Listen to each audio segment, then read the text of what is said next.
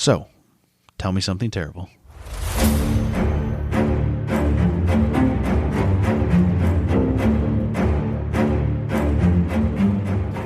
You look particularly dewy up here. Thanks. I put some oil on. It's stuffy in here, too. It is stuffy in here. Are we recording yet? Yeah, hit the button. Okay. Got my anxiety pen. Yep. Lit your candle. Lit my candle. I had to sniffle into the mic. Of course. We're all about those sniffles. Aim my sniffles left to here from now on. So, we're ready to get started then? Sure. Okay. Hi, I'm Tiffany. Hi, I'm Scott. And you're listening to Tell Me Something Terrible. That was actually smooth by us. Thank you. By our standards. And it feels wrong. It feels like I left a part out. I don't think you did. I mean, names, podcast title. You're good. Okay. Okay. All right. Tiff, by the way, usually has like a couple glasses of wine and then she reads her thing. We did some shots tonight. With caffeine. To expedite the process. Yeah, she's on my level tonight because normally that's my thing because normally I'm sleepy. But I had a wicked power nap this afternoon. You did? After our weekend away where my sleep schedule got majorly messed up. Mm-hmm. So tonight we just did straight. This is grown-up things where you take vodka and top it off with Diet Squirt because they don't sell Fresca at the gas stations because we live in Podunk, Napoleon. Tell everybody. And then most people listen to this know. That is true. Yeah, I have a public Facebook profile. You can figure it out if you actually care. And then you chase that with the most delicious rain energy drink in the world that is White Gummy Bear. Yep. It's my second favorite flavor. Red Dragon is the best because it's Red Pop, which is definitely a Michigan thing. Fago Red What's Pop. What's up, guys? Repping that Fago from Detroit. Yeah, so anyway, we don't need to get on an energy drink tear, but Reign Red Dragon, #1 ever, followed closely by Reign's White Gummy Bear. And their lychee. Their lychee one's solid, but you got to be in the mood for it. Those two I can drink the other two I can drink any day of the week. And I pretty much do. Twice. No. A day. No. Not that bad. No. Oh, no, you'd usually get a nice coffee. Yes, from Big B. In case y'all weren't sure. Is that a local thing? Yeah, it's a Midwest thing. Okay, for cool. sure. Yeah, because we saw one in Ypsilanti when we were there. Okay. Not Tim Hortons. We don't go to Timmy Ho-Ho's. That's a Canadian thing. Yeah. We go to Big B. That's a Michigan thing. Now, if they sold poutine at Tim Hortons, I'd be there. They don't do that. You just no, they don't. But you really want to rub in the fact that I can't have poutine. Yeah, your gluten-free gravy would probably suck. Yeah. All right. It's about 90 degrees in our upstairs. It is. So let's get moving because my underboob? My underboob sweat has developed. So let's carry on. Okay. Also, why don't we have a crappy ceiling fan that if you turn on beyond level 1, it literally tries to leave this earth. I don't know who put it together, but we know who put it together. Well, yeah, our previous owners, but it's not supposed to be it's like a chandelier with a ceiling fan attached to it. So the structural integrity is so shoddy that anything above level 1 and it sways like it looks like a washing machine hitting a spin cycle. Yeah. So we have that 12 feet from us doing absolutely nothing besides moral support. We desperately need a fan. It might pick up too much noise. We'll finally get the AC units out and we'll preemptively cool it down up here and then ride out that cold temperature for a little while. And for the record, our 1856 house does not have central air. Hell no, it does not. We have window shakers. And this motherfucker informed me last year that he does not intend to put central air into this house. No, because we would have to have 2 units because our house is gigantic and drafty AF, which means also not... Yeah, the window shakers are fine. This house does hold temperature well. Unfortunately, it's holding that 90-degree temperature really well right now. It really is. Okay. That's why I moved our bedroom downstairs. All right. All right. You ready? Yeah, I'm going to be shirtless by the end of this. Oh, yay. That's why we don't do a YouTube. Yes, it is. And that's why we didn't do this one live on Twitch, Jamie. Yeah, Jamie, suck it. We do not have the face nor the moves for radio or for TV. Only radio. For TV. Yeah. Streaming. I don't think Twitch is. I mean, it's TTV. That's usually what the... Ooh, fancy. At the end of your... Anyway. So, per your request... Per my request. Yep. This, for episode number 23. 23. We are covering... Drum roll, please. Want to take a guess? Did you go with my terrible suggestion? I did. Okay. So, Michael Jordan's baseball career. She and the inspiration behind it. She did not know the significance of the number 23, which, all right, for starters, is kind of depressing. I know 42. Fuck. Jackie Robinson? Yes. In baseball? Yes. Look at me go. You knew the number, and that was it. I knew it was Jack. No, Have you watched the movie with no Chadwick Boseman? Nope. Chadwick, is that his name? The Black Panther guy? Yes. He did, yeah. Is yeah, that I his think name? so. Chadwick he okay. passed. He did. R.I.P. Yeah. I just wanted to make sure I got it right. Also, I knew it was Jackie Robinson. I was questioning whether it was 42 or 45. Oh, yep, no. Who was the last active player to have his number? How the fuck? You think I would know that? I do. I know that they retired it finally after whomever that was. It was a Tigers player, wasn't it? Nope, it was a Yankee. Damn it. Oh, fuck the Yankees. Everyone gets to wear it on Jackie Robinson Day. They used Right. to just have the African American players wear it, like, to signify. But then Black, they let everybody it's fine. wear it. You can say black. Okay, but that's fine. But the last active player to wear it before it was retired from all of baseball was Mariano Rivera, the closer for the Yankees. Sure. I thought we were going to... This was my... Okay, if you're going to do a sports one, you're going to get all the useless sports facts. That's fine. All right, let's go. Our listeners are going to be so excited. Yeah. Everybody. All of them are like, I'm here for murder? Don't worry. There's murder involved? Yes, sir. Oh, is it his dad? Yes. Okay, I don't know anything besides the fact that his dad died. Like, and I started watching The Last Dance, which is like an ESPN 30 for 30 documentary on Michael Jackson, not on Michael Jordan, Michael Jackson, on Michael Jordan. Michael Jackson to be his own podcast. Oh my God. Do you have a forever? Is that in your topics list? No, nope. I don't even want to touch that. Yeah. So anyway, Michael Jordan. That's all I know is that his dad was moided. That's spelled Moided, I think. Moided. No, there's Moerd. Anyway, Vodka. Moided. Yes, but no. And then my knowledge of his baseball career is pretty much strictly derived from Space Jam. So I'm excited about this. Ready? Sure. It's not as terrible as you think. No, I know it's... It seems bad. Okay, compared to his basketball career, if he wasn't like a 5-time All-Star, 1 MVP, it was going to be disappointing because his standard for like excellence was so high. He did play baseball in high school. Oh, Did you know that? Well, no, but I assumed that he played baseball at some level because you don't go to play baseball if you've never played it before. Yeah, I think it was early high school. And back even our generation before, you played as many sports as you could. Oh, very now, much so. if you're talented, like in basketball, that's all you play year round because you want to be on AAU teams and all that, and then get recruited and go play college. Or if you're really good at baseball, you play baseball, then you go play winter ball somewhere or whatever, and you get on a travel team. Well, yeah, because you got to have some way to pay for college. That shit's expensive. Well, I know, but I'm saying like singular sports focus for like elite athletes that's a modern thing. So in our generation backwards, and especially Michael Jordan, you played every sport typically. You played football, basketball, baseball if you were an elite athlete. Yeah, it doesn't surprise me that they try to pigeonhole our generation. They try to do that with college too. Yeah. They're like, fuck trade schools. Go to college and get your bachelor's and your master's and your doctorates. And you know what that is done? Created a lot of debt and no one ain't got no jobs for no bachelor's or master's a lot of degree. doctors, though. Anyway, let's proceed. You said this was... You have a lot of doctors flipping burgers. Do you see this? The moob sweat? I see it. Dark It's starting. orange stains? Yes. There's only one. Stop. That might be from an Oreo, too. So, the running narrative surrounding MJ's, look at me go, baseball career was that it was terrible. A mistake, a PR stunt. And at the time, everyone tended to agree with those sentiments. I found an article by Steve Wolf, who is a senior writer for ESPN. Happens to be my uncle's name. It is. It's not spelled the same. No. So he was discussing Michael's foray into baseball. This article was a follow-up to a cover story that he wrote for Sports Illustrated article that he wrote back in 1994 called Air, E-R-R, Jordan. Like a nice play on words. Yes. Yep. Where he laughs along with everyone else at Michael Jordan's very obvious, unprofessional, and awkward baseball stance. Yes. You could tell he was not a baseball player. So April 8th, 1994, Michael Jordan made his first official debut as a Birmingham Baron, sporting the number 45, his old Laney, North Carolina high school number, where he used to play baseball.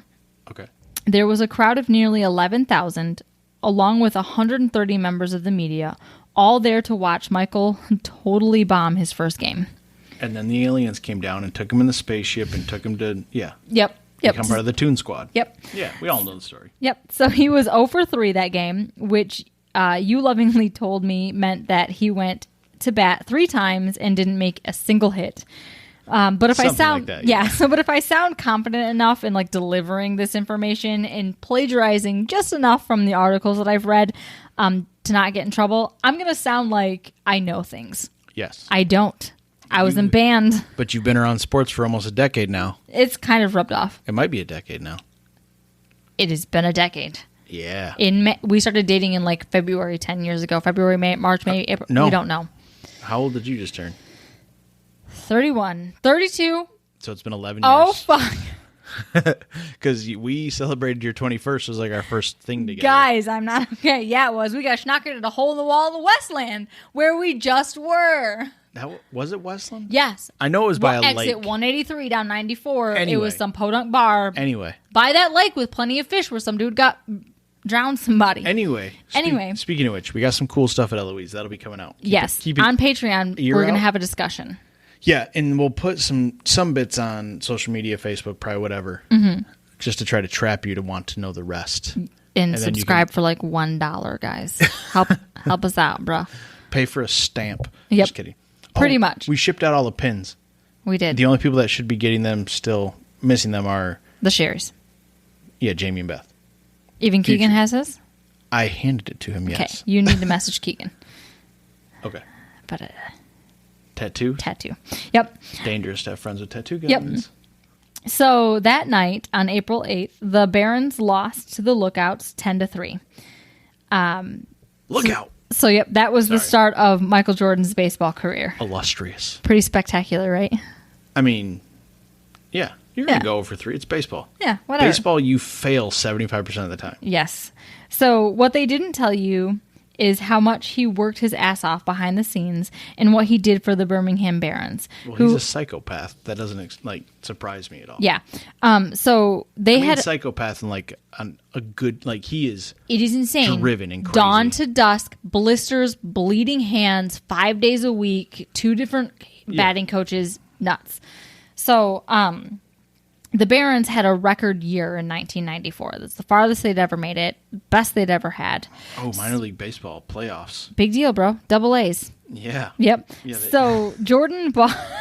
Was this in Chicago still? I don't fucking know where the Barons are. What was the town? Birmingham. Is that Alabama? Yes? Question mark? I think so. There could be other Birminghams. For some reason, I think they're associated with the White Sox. Okay, they're the minor leagues of the White Sox. I remember seeing him in the jerseys, and they had the same color scheme as the White Sox. And eventually, he pulled his pants up like halfway through the season, all the way up high, like they did in the Negro League, specifically to honor the Negro Leagues. Huh. Yep. Which obviously is an outdated term, but I know that you've mentioned it like that still. No, we were watching the Tigers game last night, and they had the uniforms from the Negro League. That's what they still call it. Yeah. It's problematic Stars. Clearly, but like as someone who's an outsider who hasn't heard like Negro League their whole life, it's like you hear that and you're like, nails on a chalkboard. Like you have an aversion to that term. Yeah. Obviously, there are a couple of other terms worse than that, but it's still pretty bad. Yeah. And the fact that they honor it in that way, right, it seems to be accepted. I don't know. Right. But they had to crawl their way out of that. Like that's their start. Yeah. Speaking of which, you don't know who Satchel Paige is? No. Look into him sometime. Okay, I'm gonna write it down right now with my anxiety pen. Okay. It wasn't terrible. Page. He's just, every once in a while we might have a happy episode. Okay, but he's historical and fun, and like he would have been it wouldn't be called the Cy Young Award, it would be called the Satchel Paige Award had he been white. That's all I'm gonna say. He's the greatest pitcher of all time. That's still a terrible fact.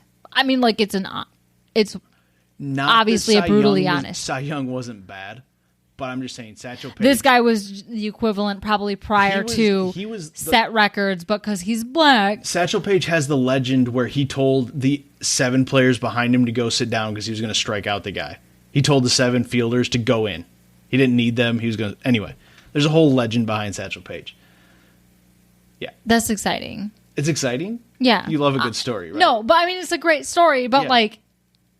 I've also had some shots, and I'm in an emotional mess this week because Eloise messed me up real hard.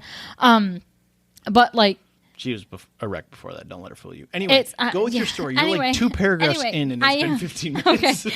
So anyway, apart from the record year in 1994. Normally when you're like murders, I'm like sitting here, I'm like, when do I chime in? And now it's like, ooh, I know this guy.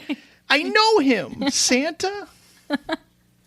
Sorry. Pastor Santa, as our daughter likes to say. And I'm like, I might just pass out from the heat / alcohol. So and then you lit a little fire in front of us. That's fun. So it's a candle, not like a sacrificial. So you don't know that. You don't know what we're going to be doing later. So apart from the record year for the Birmingham Barons in 1994, Michael Jordan also bought them a tour bus. Tour bus? Yes, because... not a tour bus. A tour bus. Like a team bus. Like the team bus where they drove around from place to place. It's not a tour. Whatever. He bought them a bus because the bus that they had prior had no working temperature control. So there's no heat, there's no air conditioning, nothing. It was like the worst Greyhound city transportation. Yes. Yeah. So he signed the bus after they brought it. The next day, he was like, he asked permission. He's like, I don't know, overstep my bounds, but it's okay if I buy y'all a bus. Because he was expecting like flying from city to city, and they were like, nah. Minor leagues, they bus. Yeah. Yep. And it was like 12-hour bus rides. So he was like, okay. So he asked if he could buy them a bus. They pulled up the next day with buses for them to choose from. They picked one out. Michael Jordan signed the bus, and it became known as the Jordan Cruiser. And it doubled in value when he signed it. Oh, I'm sure. So he played Yahtzee with his coaches, taught the catcher on the team. Fuck. Is this a name? Yep. Let me see it. Rogelio Nunez? Sure. Rogelio Nunez? Nunez? Definitely Nunez. Definitely Nunez. Rogelio. Maybe, but it's a J, not a G. It's a G, not a J. I don't know. Guys, I took 1 semester of Spanish, and I can't believe I passed it. And like even like Jamer Candelario pronounced his name Jamer, and it's J. He's I suppose, Latino, yeah, but a lot of J. things get whitewashed. Anyway, Nunez. But in sports, typically announcers will ask the players how they want because their name pronounced. I should have looked it up. That would have been the respectful thing to do, but I literally finished this just a couple hours ago. You can just call him Nunez. Yeah. So Nunez, he helped to improve his English. Okay. So while they were playing their daily ping pong games. Get out. Yep. So Jordan would give Nunez a new English word each day and $100 every time Nunez mastered the new word. Coleman, one of the players, said that by the end of the season, Nunez, which is what they called him, English was much better. He was richer, and Jordan was beating him at ping pong. Nice. Yeah. So he also would sign like thousands of baseballs for fans. So he did a lot for the PR of the team. It was a mutual relationship. Yeah. Yep. So they say that the baseball helped reinvigorate Jordan to help him feel young again, to help him like re-spark his interest in sports again. He was out first thing in the morning, 5 days a week, all day long, fielding, hitting, and working with his batting coach, Mike Barnett, who took over from Jordan's first batting coach, Walt Henriak. Never heard of either. Okay, there's an H and an R right next to each other, so like, sorry. Herniak? Yep. So that, like, Walt's hitting philosophy just didn't work for Jordan, so then Mike Barnett took over. Once he switched coaches, he started standing closer to the plate and taking, like, a step forward when he was hitting the ball. They focused on hitting fastballs. In a crosstown rival game early in the season, Michael went 2 for 5. And then Jordan had a 13-game hitting streak, ending with a batting average of .327. Batting .327, yep. Mm-hmm. Do you know what a 13-game hitting streak means? No. For 13 straight games, he got at least 1 hit. Yeah. No, Okay. I thought there was something more special than the fact that, like... So, like, obviously he ended with a piss-poor batting average, but, like, he wasn't as terrible as everybody's, like... he was streaky, yeah. Yeah.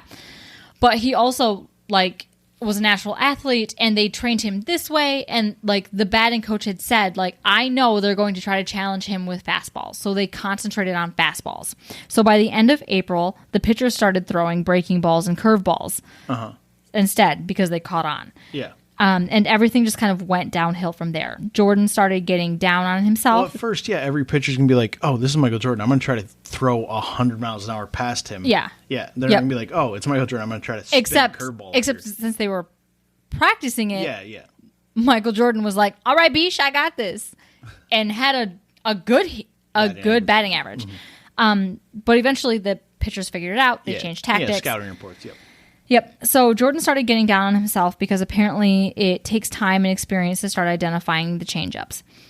So he started hitting poorly. By the end of July, his batting average had dropped to a 186. We're going to say a poultry, because that's usually how they describe batting averages.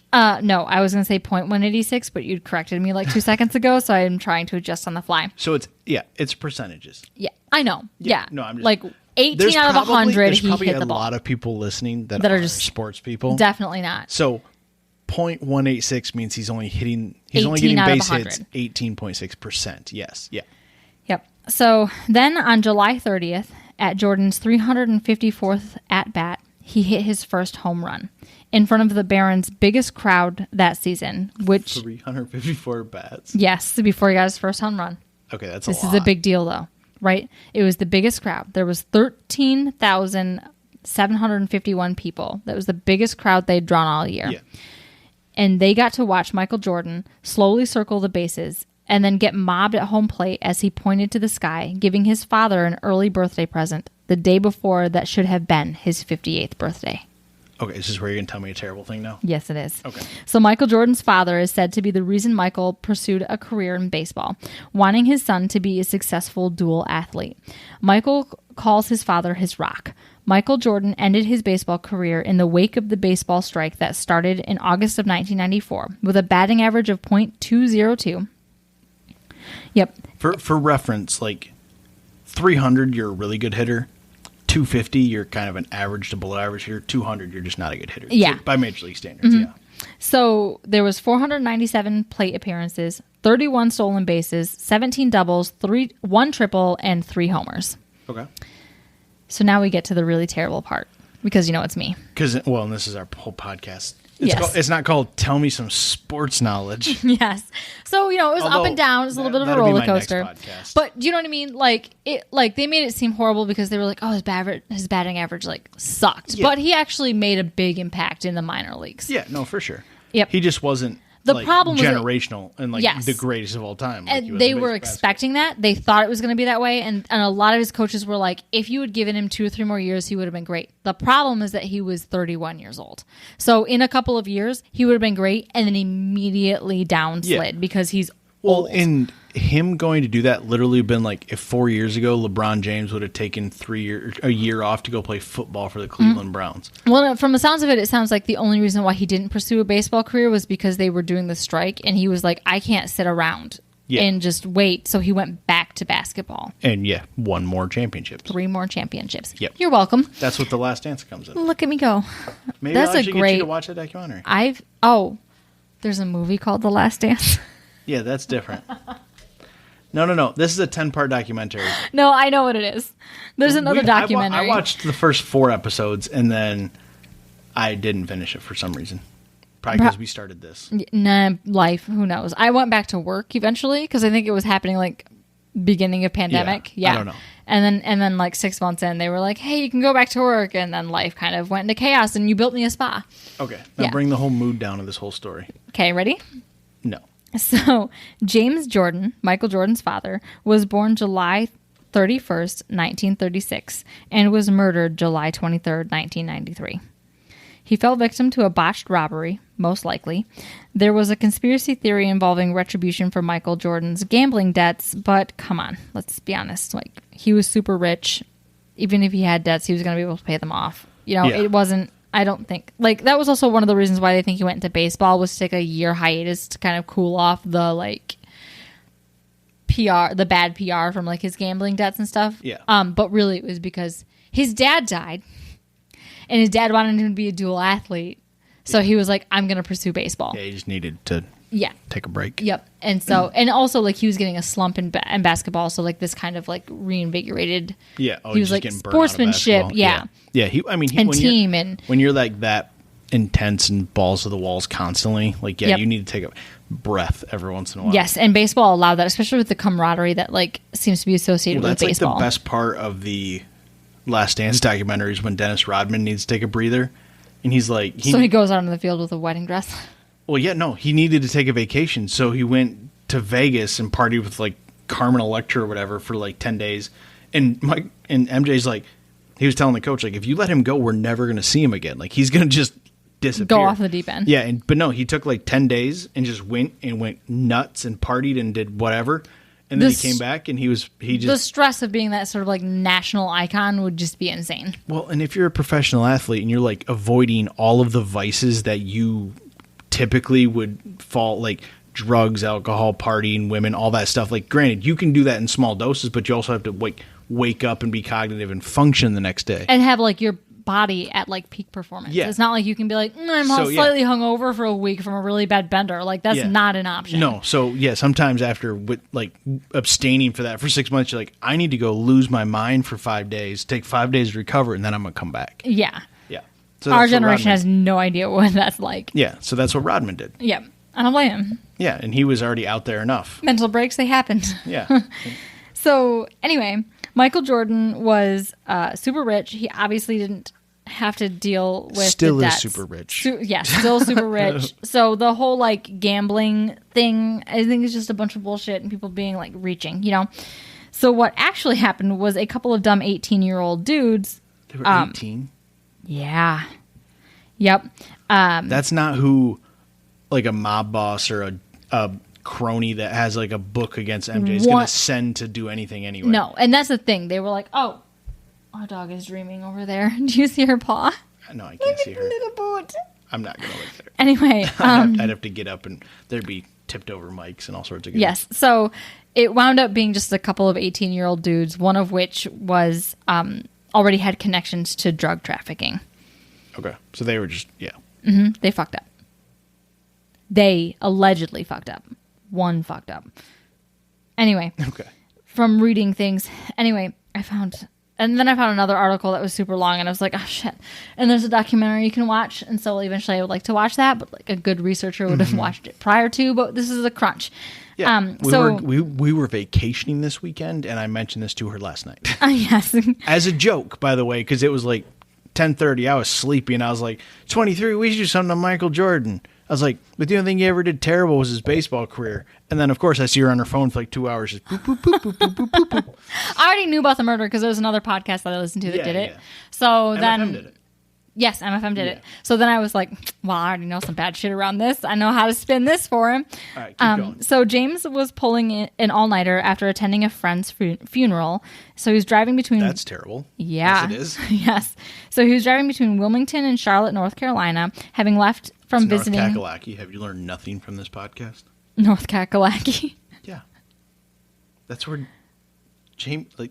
Oh, the yeah. Kakalaki Show thing. everybody else where all of our other patrons are. Guys, We've already been over this. It's a big state. it is a huge state.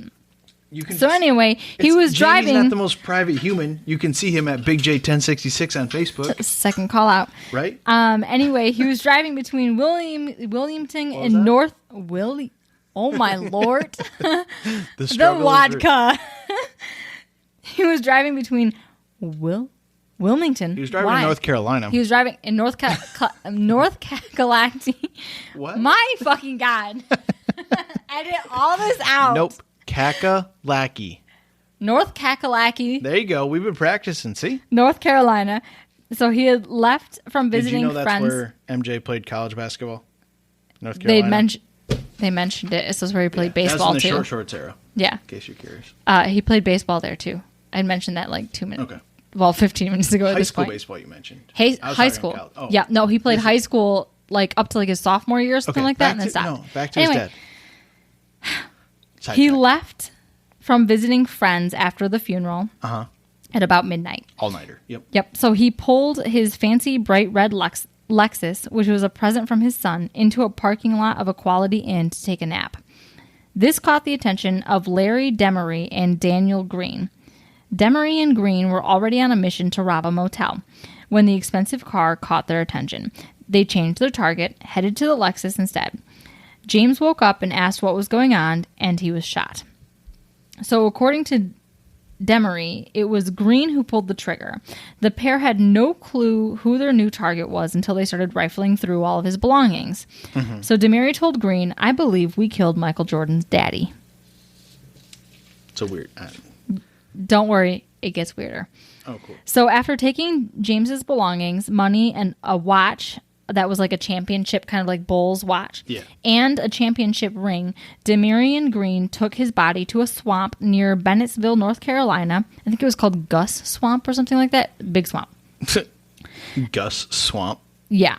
What a beautiful name. Gus Swamp. Anyway, they dumped it at that swamp. Dumped him. Okay, it's just really hard to differentiate between like a live human being, and it's much easier to like compartmentalize like it as a body. I know, like it felt disrespectful. Yeah, it's so hard. Anyway, so James Jordan was not found for another 11 days. So eventually he was found in early August, but due to advanced state of decomposition, it was difficult to identify the body. Dr. Joel Sexton, who was like the autopsy tech mortician pathologist guy, labeled James initially as a John Doe. Okay. Yep, he conducted his report and had the body cremated. The pathologist then determined that it was a shot to Jamie's chest Jesus Christ. It was a shot to James's chest that had killed him. And then they had determined 10 days after finding the body and the initial autopsy report that they had wound up identifying it as James Jordan. Okay. So the pair were seen, the two, Green and Demery, were seen driving James's Lexus around town. Green was seen wearing James's watch and his championship ring. The two were put on trial. But that was a bit of a shit show. One witness said that he could be sure that he couldn't be sure that it was truly Green that he'd saw with Demery at like a robbery prior to all of this. Okay. Because, quote, "so many black people look the same." Okay. Welcome to the South. Yeah, just going to not touch that with a 10-foot pole. That's nope. So terrible. An alternate juror was overheard on a phone call from a payphone booth, saying that, quote, "I'm not going to say it. The N-word deserves to die." And that she would be finding... about Michael Jordan's dad? Nope. The people that... Okay, so both. Okay. Yep. Deserves to die, and that she would be finding Green guilty. Just Green. Okay. This is important. Is that the one they thought pulled the trigger?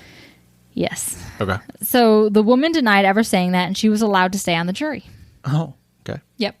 So there was an hierarchy in Robeson County, which is like the county that they'd found James's body in, where it was like white people, Native Americans, and then blacks, way down like what they viewed as scum of the earth, essentially. So eventually, both Green and Demery were found guilty of murder in the first degree. Green was sentenced to life in prison, and Demery was sentenced to 40 years for cooperating with the police and pointing to Green as the person who had actually pulled the trigger. And so Green was technically the murderer. Okay. So Demery will be paroled in 2023. That's soon. Mm-hmm. But Green will still be in prison. 23. So, I thought this happened like 95. Mm-hmm. In August of 2023, he is going to be paroled. Okay. I found like 4 different articles that said so. Yep. So Green, though, maintains his innocence to this day, and that he was just an accessory to the crime after the fact. Oh, so that Demery was actually the one who did it? Yep. And this is where ish gets crazy. And I'm going to keep this like as short and concise as I can.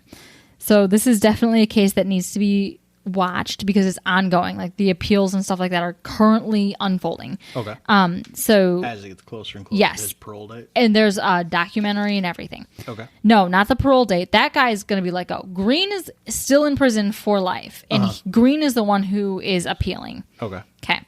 So, number 1. It's theorized that the Lexus had been moved from the side of the road to the Quality Inn parking lot. Okay. Yep. The bullet holes in the initial forensics that was done did not align with the bullet holes in James's body. like the bullet holes on the shirt that he was wearing did not align with the bullet holes in the chest. They were found on the stomach, a foot below. Right? Like that he had his shirt pulled up, maybe? Oh, but this is according to the pathologist. Okay. So it was about a foot off, but at the trial, there was magically a bullet hole in his chest further up the shirt. So either one, the forensic scientist was lazy, or two, the evidence had been tampered with. Huh. Yep. Blah, blah, blah. Went through that part. So Green also has an alibi. He was at a house party where there were corroborating witnesses. I think it was like his mom's house party. Okay. So Demery showed up near the end of the party, which he was at and had left. Mm-hmm. He seemed super agitated and was urging Green to leave the party with him. So eventually Green left with Demery. Okay. Number 5. Demery is linked to a friend of his named Hubert Deese that was the alleged love child of the county sheriff, Hubert Stone. Oh, so he already had a thing against him anyway? Yes. Okay. No. So Demery was friends with this dude named Hubert, who was the child of the sheriff. Okay. That was investigating the murder. So that was in his favor? Yeah. Okay. I didn't know. You said love child, so I didn't know if it was a good thing or a bad thing. Nope. Because in when they did the initial investigation into the murder, they had found that there was a phone call made from James's car phone to Deese, who was the love child of the sheriff. Okay. Which was obviously not who was friends with Demery, who was at the scene of the crime. Okay. Yep. And then Deese and Demery both worked at a mobile home business. Park.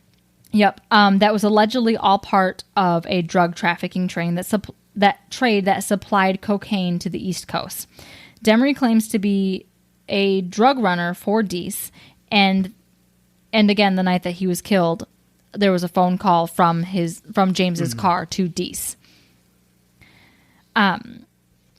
So the next thing is that Green's legal team pushed to have that phone call presented as evidence, but it wasn't allowed because there was no way to prove whether or not Deese had picked up the phone.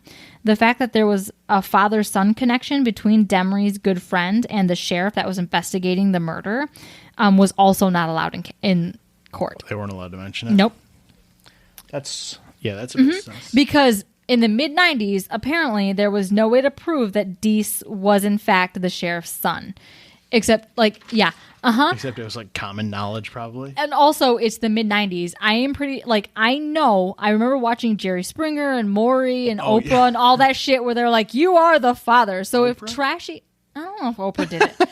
Look, all right, I just remember being like, this is when I'm watching TV and this is the bullshit mom watched. Yeah. All right, so, if trashy couples on some shitty TV show in the mid 90s can get paternity tests in exchange for embarrassing television slots in the mid 90s, I'm pretty sure the police could get a paternity test to determine whether or not this dude was actually the child of the sheriff. Yeah, even if he's not a biological child, if the relationship's there. Yeah, exactly. Yeah. So then Green also claims that he had helped Demery dispose of James's body in a nearby swamp, which was less than a mile from the mobile home company's office.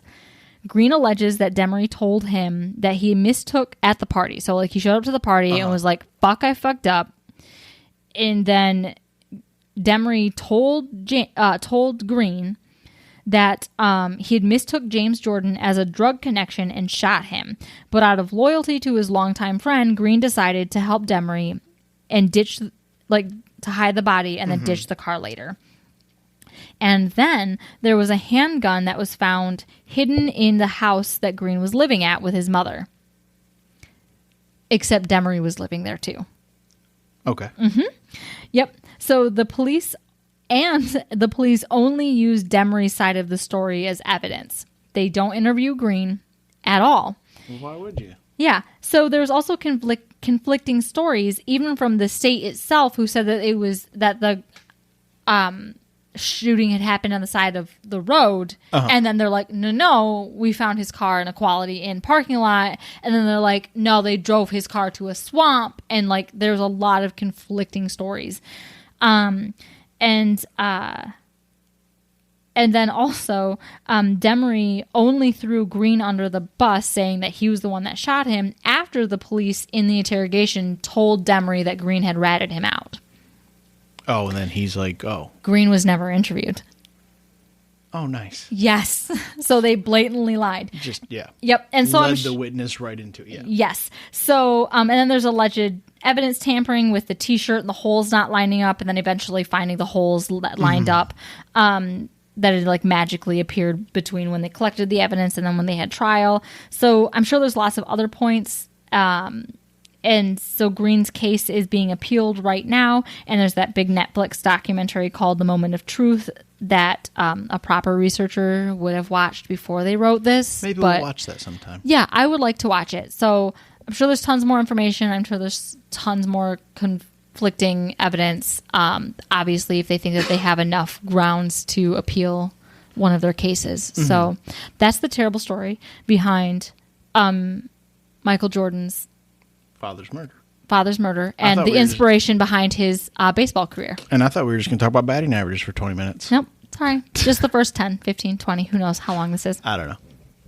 So I mean, I do know, but I don't. Yeah. I don't know where we turned. Yeah. So from like, ooh, sports to ooh, murder. Yep. You know what was going to happen, let's be honest. Yeah.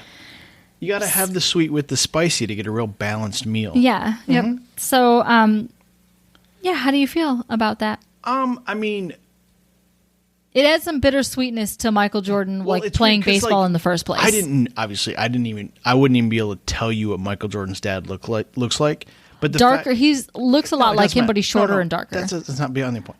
But just the fact that like I don't know Michael Jordan, but because everybody knows him, like you feel like oddly connected. Mm-hmm. Where you're like, oh, like yeah, and you're like, shitty baseball, and they made a movie about it, but really it's like really bittersweet because his dad literally was murdered, and then a few months later he was like, well, I'm gonna do baseball, and it was because his dad wanted him to be a bi-sport athlete. Yeah, dual sport athlete.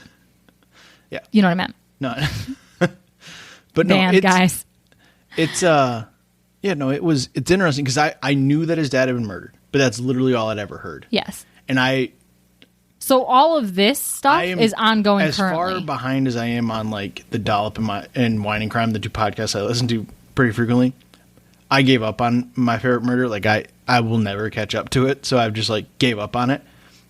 So I've never actually heard that episode. I just see the tweets about what episodes they had, and I remember them mentioning that they were going to do that episode. But obviously I didn't listen to it.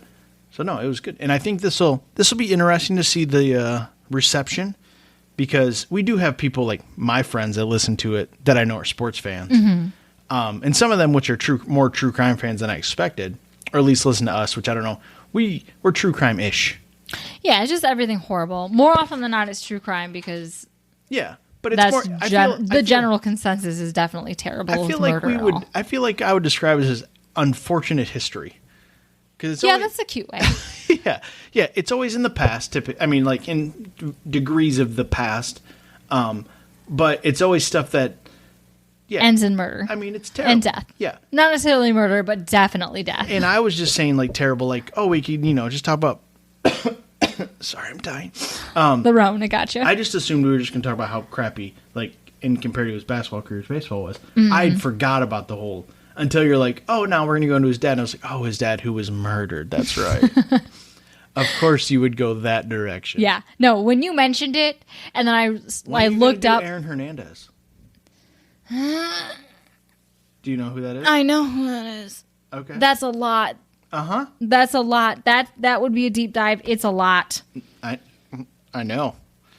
That was like... I listened to like an 8-part podcast on that. That's a lot. Yeah. I don't think I'd want to touch that one. No, it's so fresh, too. And suicide. It's bad. The hard stuff is... Yeah, that too. It's hard. The history...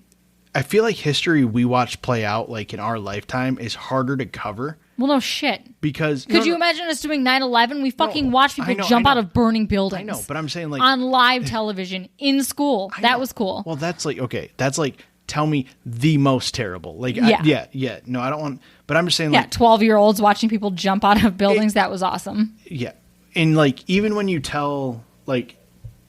Even if you give me like one victim's name, like that makes it worse. Mm-hmm.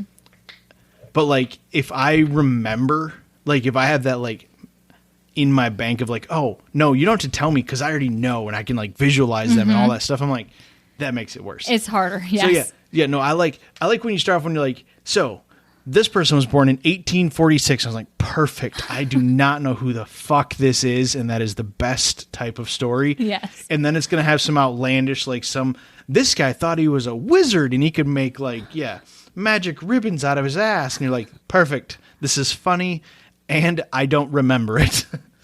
But no. So this one was fun because like MJ's peak 94, like that whole like mid 90s. Like, yes. Like by 90, like his last championship was what, like 97 or whatever in basketball. Looking at me like I might know. Okay. But like I was like 9, 10, like that. Like I barely, like I don't remember ever watching a game. Yeah, but we watched Space Jam, which is thick of it. Could you imagine where he, like the headspace he needed to be in and how horrible? Like, it was a great movie, but how sad and triggering. I remember Michael Jordan playing with the Wizards when he came out of retirement and he played with Rip Hamilton and now I'm in Kwame Brown and now I'm talking a different language to you. Yes. But I remember that, like that was like the Michael Jordan I remember actually watching. Like I remember seeing those games. His dad was murdered and he wasn't found or identified for 3 weeks. This was early 2000s and he was a ghost of himself. Yeah.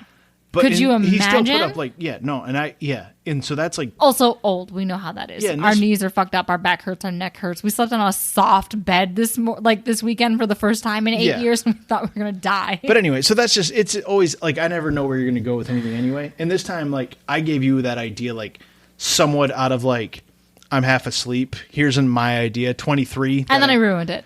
No, you didn't ruin it. You just went a different, direction, which I expect you to do because this is called Tell Me Something Terrible, not tell me all of MJ's sports stats because I'm a nerd and I love, like, what's his war?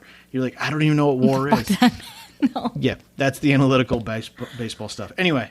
So, I took out like half a paragraph when I Googled his stats and I was like, I don't know what the fuck any of this means, but I know what home runs and triples and doubles are. So that's what you're getting. And if you made it this far, congratulations. Yes. Because this has been a roller coaster of, and not of emotions, I mean a little bit, but more of like.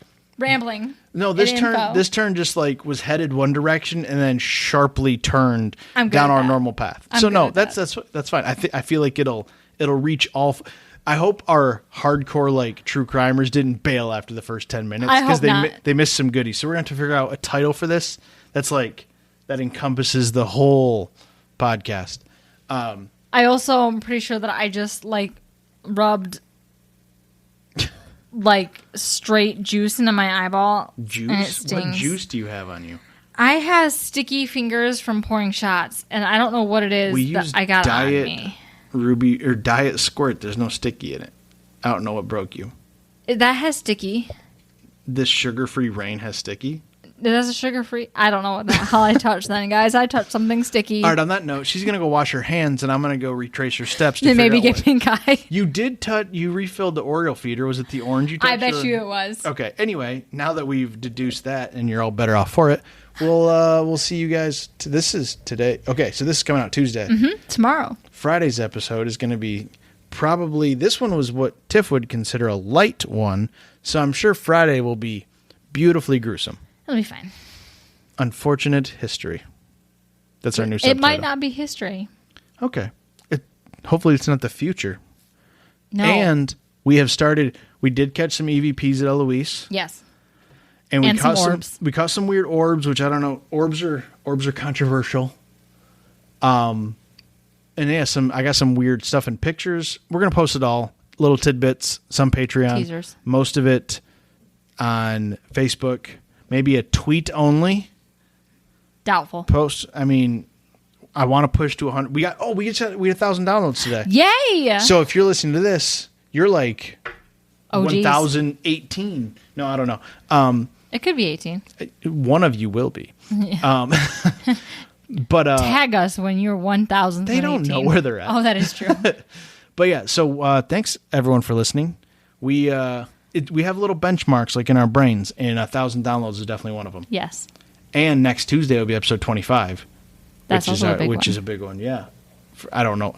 Maybe 23 should have been a big one. But anyway, we've rambled enough. Yep. Thanks for listening. You've rambled quite a bit. Thank you. Okay. Goodbye. Goodbye. Thanks for listening to our terrible podcast. You can find us on Apple Podcasts, Spotify, and Google Podcasts, or wherever you like to listen. Feel free to follow us on Twitter at TMSTPod. And if you'd like to support the show, you can find us on Patreon at Tell Me Something Terrible.